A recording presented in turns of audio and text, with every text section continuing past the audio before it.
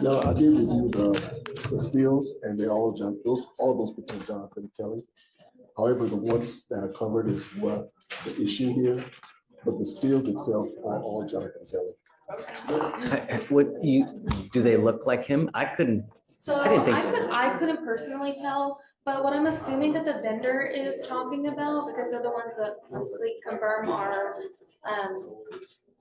device violations, is that due to the camera being covered in multiple instances, that they're thinking that, you know, that's either due to them just covering the camera, but most of the time it's due to somebody else going into the device, and that's why it's being covered.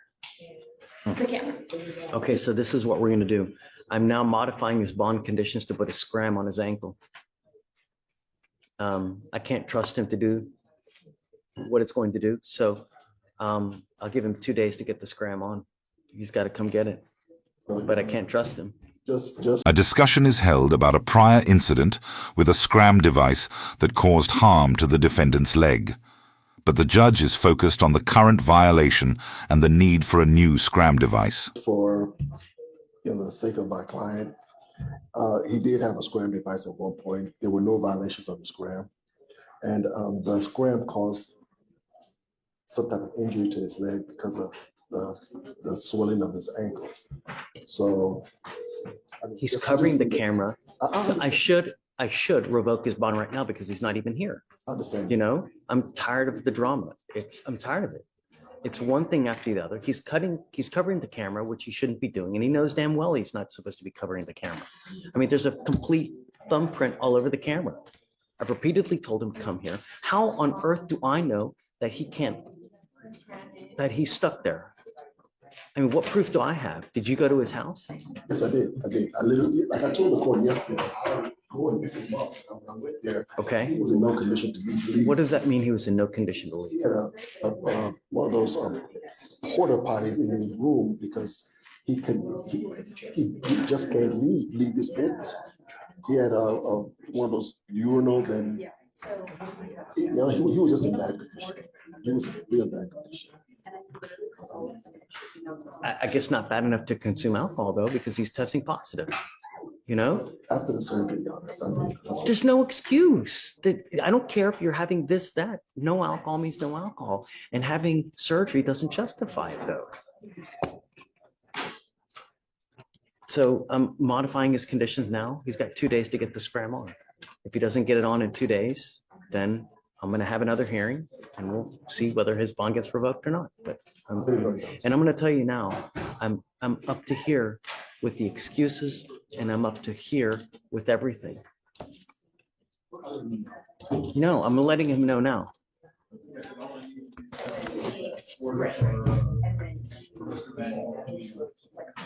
Shh. Jonathan Kelly. The judge addresses the defendant, Jonathan Kelly, directly, criticizing his behavior and repeated bond violations, specifically his attempt to use illness as a reason for alcohol consumption. The judge warns him of future consequences. I'm here. I find your behavior while you are on bond in this court unacceptable. You have repeatedly violated the conditions of this court, trying to use illness as a method of consuming alcohol. I cannot trust you to use the camera because you are not doing it as ordered. So I'm now ordering you to come and get a scram device on your ankle. And I'm going to tell you now, there's absolutely no tolerance. The next time you test positive for any kind of alcohol, any kind of substance that you're not supposed to be using, I'm going to put you in jail. And I don't care if counsel is up here crying, pleading, begging, this, that. It makes absolutely no difference to me. But using illness to be able to consume is unacceptable. And I'm not going to tolerate it any longer. Do you understand? Yes, sir. I'm modifying the conditions. You must have the scram within the next 2 days. If you fail to have it, I'm going to revoke your bond. We will continue with court settings on the 13th. No more waived appearances. So he must appear here on that setting, and we will go forward. How old is this case? This case is back from, It's 88 days. Yeah. So I would suggest that we probably get moving on it, because if he does need treatment, prolonging the case is just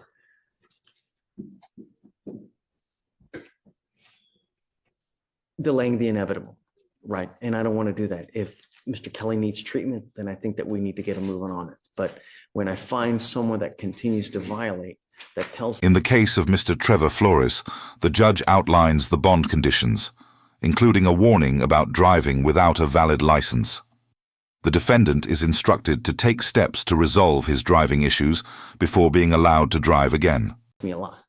So, okay, Mr. Kelly, you now are apprised of what your conditions are. No more violations.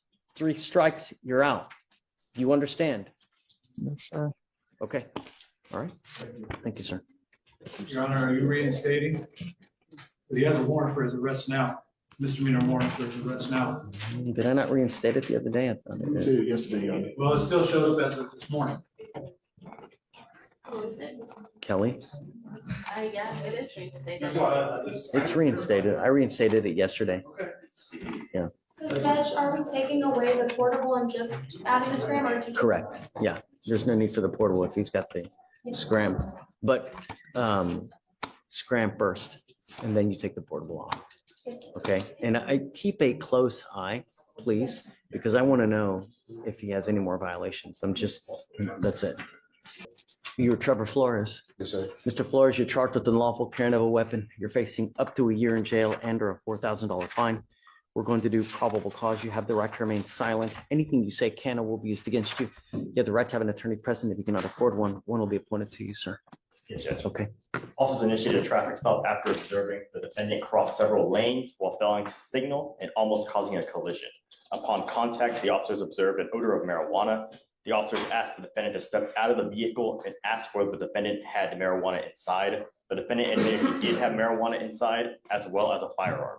During the search of the vehicle, the officers found a handgun in plain view on the driver's side floorboard, not in holster. And the officers also located 13 grams of marijuana under the passenger seat. Got it. All right, Mr. Flores, I'm going to find that there's probable cause to go forward with your case. Do you have a valid Texas driver license? Do you not? I have a SR22 in place. My license was suspended. Okay. You're not allowed to drive. Do you understand? Yes, sir. If I find that you drive, I will have a contempt hearing. It's possible you face another 6 months in jail. I'm going to have you sign an affidavit with me today, promising you that you're not going to drive. Do you have liability insurance in your name?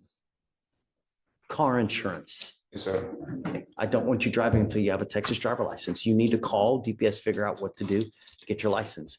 I'm going to give you the phone number now, but it's time for you to get your license back. And when you show me that you have your license and that you have car insurance, I will happily allow you to drive. But until that point, do not drive. Am I not allowed with the SR22? No, I don't know what's going on with your license. I don't know if you've ever had a license. What's going on, Alex? Can you run it, please? On the license? Please. Yes, Yeah. Your Honor.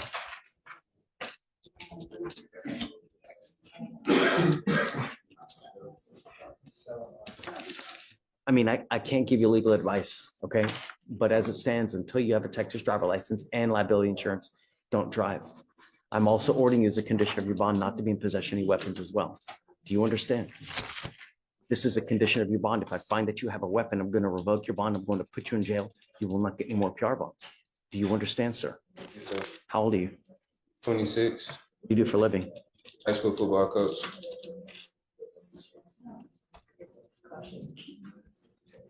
And I see it is not eligible, and it says it's a mandatory suspension due to driving with license invalid, as well as an SR suspension. Okay, so you even have an SR suspension. You can't drive at all. So this is now a bond condition. If I find that you drive, I'm telling you, HE double hockey sticks to pay. You understand?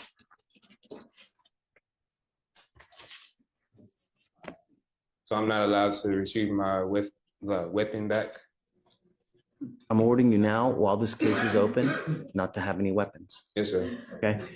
Here, Stephen, do you mind giving this to me, please?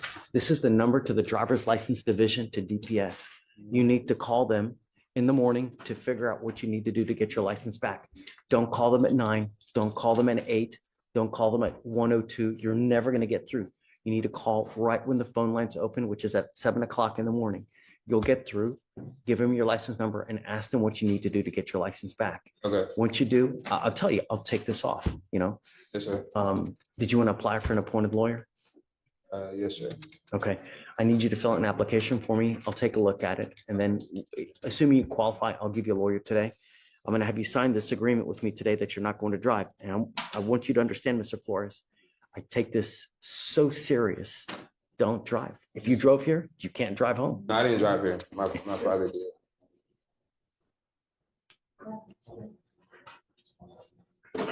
All right, so I'll have you come up here, swear to us.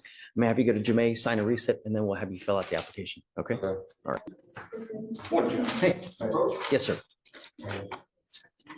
Bringing a shared code book at the moment. We may have to have you look at a couple interesting things. Okay. And this is on the Trevor Flores case, Judge, and I think you visited with that gentleman earlier. He's present here in the courtroom at the moment. Okay, But I got the case this morning. I've had a chance to do a kind of little bit of digging Cursory. into. Yes. Hmm. And although we are still waiting for the bulk of discovery in the case, he's charged with unlawful carrying of a weapon following a traffic stop. And I've got a map that is kind of intriguing. I think you'll find just with the way it's drawn. But he stopped by an officer with the City of Bel Air Police Department, and may I approach to just show you this delineation. For a second, but this is, but he's pulled over going. I know the area on a well. Northbound. Mhm. He's pulled over going northbound on 610 as he, what is described as makes an unsafe lane change. So he's northbound on 610, wants to get on 59 to go southbound, is erroneously in the wrong lane going northbound. The officer says that she has observed him, makes that unsafe lane change, and that lane change is outside of the City of Bel Air Police Department jurisdiction. Now, we have a particular statute that governs whether officers can have the authority to make a detention of someone when they are outside of their jurisdiction, and that's 14.03 of Their the. PD can still stop someone outside of Bel Air. Well, not for, well, according to the code, it says a peace officer. That would mean that any officer outside would never be able to do anything. No, that's incorrect. There's a very limited exception, and that's what applies in this case. So it says a peace officer who's licensed and is outside of the officer's jurisdiction may arrest without a warrant a person who commits any offense within the officer's presence or view, other than a violation of subtitle C, Title 7 of the Transportation Code. So generally, any offense that an officer sees, he can arrest that person or detain them, as the way the code uses that term, arrest. He can detain that person. But when it's for a traffic offense, that officer is He's not required. arresting him for a traffic offense, though. Well, that was the basis for the stop. Sure. But the way the code contemplates arrest, it's any, and that's defined in, I think, in chapter 15. But arrest as contemplated by the code includes detentions. And so this officer doesn't have the ability where that stop takes place to make that detention. That officer could detain him if he saw him committing theft, could detain him if he saw him committing an assault, can't for a transportation So, code but violation. he stops him for whatever reason it is, right? Comes up to the car and he smells marijuana, Yes. right? Well, And that's then what- don't they even get a drug sniffing dog?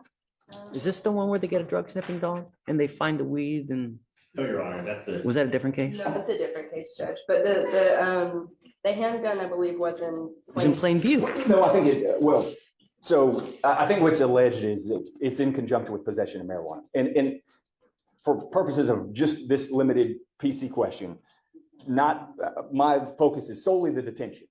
I'm not. It's certainly crafty. It's great. But he's not arresting him for the traffic offense. Well, But I think we're looking at a limited scope of what arrest means. So I think you're looking at arrest as in So you, being I mean, you arrested. would be saying that really if he had committed an ag rob, right? Or Well, kidnapping, you know, then even if he had kidnapped, like let's say he had a 2-year-old child in the car that he had kidnapped across state lines. Well, then according to this, because he's in a different jurisdiction, then you couldn't arrest him on that kidnapping charge If too. he saw a kidnapping taking place, the officer could arrest him by under that code. But what he can't do is when there's a traffic code violation, we don't allow for example, the El Paso Police Department to come to Houston and then sit on the street corner and arrest people for traffic violations. We don't allow them to make those stops. And that's what's at issue here is a peace officer who's outside of his jurisdiction able to enforce the traffic I code. know where you're going and I've seen it before, but I'm not. And we're looking at G1.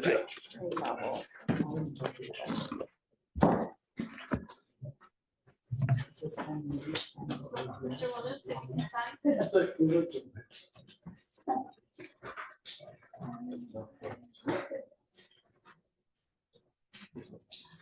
Where exactly did it occur anyways?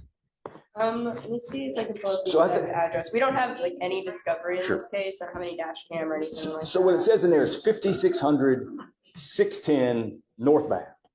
And what's so curious about this is That's still in Bel Air? Is it no, outside of that Bel would be Air? outside of Bel Air too. And going northbound, southbound lanes are covered in the city of Bel Air. The northbound lanes, for some reason, are not. I don't know. We'd have to look closer. I don't know. Yeah, I'm mean, happy to it's look something that further into this. You have to Judge. look. I mean, can't make I any- can't make that determination now. Fair enough. Number two, Yes. he's not arresting him on a traffic offense. Well, and I think what the code contemplates when it says arrest, and I think there's case law on this, is that it includes the concept of detention as that's been, because I think when that code was written. And so what I'm saying would apply as well, though. Like if he catches a 2-year-old kid, right, that's been kidnapped, by your theory, he wouldn't be able to arrest him on a kidnapping charge too. Well, it's not my theory, it's the code. If he has a dead body in the car, he wouldn't be able to do it. Well, that's a legislature question. And I mean, but they wrote that. I can't imagine that the legislature intended that. I think that they intended for a traffic, let's say for speeding, right? Or your tail light is out. Yeah, not to arrest in that respect. But he goes up to the car, smells marijuana, sees a gun in plain view. I can't imagine the legislature intended in that purpose. And my position, of course, is that, this may be for a motion to suppress later down the line, and I think there's still But plenty more to do in the it's a case. freaking awesome argument. Well, but the idea I love you. is Mr. You're wonderful. no right to Great. detain him. Right? Really? I appreciate the judge, and we'll get. I'm not ready yet, Yeah. but build it. If you build it, they will come. And then we'll take a look down the road and yeah, Thank you, Judge. for sure. Oh, don't forget your phone. You are Rebecca Ann Guidry. Good morning, Miss Guidry. Ma'am, you're charged with theft by check. You're facing up to 6 months in jail and or a $2,000 fine. We're going to do probable cause. You have the right to remain silent. Anything you say can or will be used against you. You have the right to have an attorney present. If you cannot afford one, one will be appointed to you, ma'am. Yes, Judge. Okay. The defendant issued a check to HEB on April 16, 2023 in the amount of $400.54 as payment for numerous items. The bank returned the check marked insufficient funds, and complainant provided a copy of the demand letter sent to the defendant, which was not responded to. The demand letter was sent via first-class mail with the affidavit of service attached. Okay. She has a prior one as well. Is this one from HEB as well? Let me see, Your Honor. All right, ma'am, I'm going to find that there's probable cause to go forward with the case. Tell me, what do you do for a living? I work as a substitute front desk clerk at a hospital in the doctor's office. Okay. Can you afford a lawyer, ma'am? All right, I'll have you fill out an application. I'm sorry. Don't worry, ma'am. Just Check the account. stop. Please don't. I mean, I've got a bunch of DAs here and I don't want you to say something, okay? So what we're gonna do is I'm gonna give you an application. We'll have you fill it out. I just don't go back to the HB, please. Okay? That's all I'm gonna ask you now. I am making it a condition of your bond, okay? Not while the case is open, man. Okay? I'll provide you with a lawyer today so that you'll be able to speak about how to go forward. Okay? All right. Please, Steve.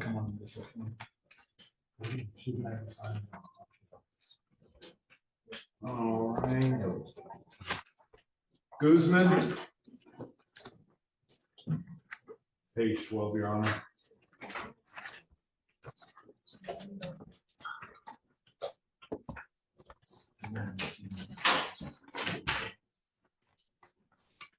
Are you Omar de Jesus Guzman Lopez? Sir, you're charged with falsifying